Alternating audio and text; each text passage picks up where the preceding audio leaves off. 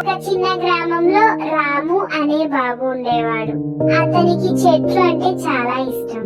ఒక రోజు రాము ఇంటి ముందు చిన్న మామిడి గింజ నాటాడు. ప్రతిరోజు నీళ్లు పోసేవాడు. కొన్ని రోజుల తర్వాత చిన్న మొక్క వచ్చింది. రాము చాలా ఆనందపడ్డాడు. మొక్క పెద్ద చెట్టుగా పెరిగింది. వేసవిలో చెట్టుకు తీయని మామిడి పండ్లు వచ్చాయి. గ్రామంలోని పిల్లలందరూ వచ్చి మామిడి పండ్లు తిన్నారు. రాము ఆనందంగా అన్నాడు, ఒక చిన్న మొక్క ఎంతో ఆనందం ఇస్తుంది.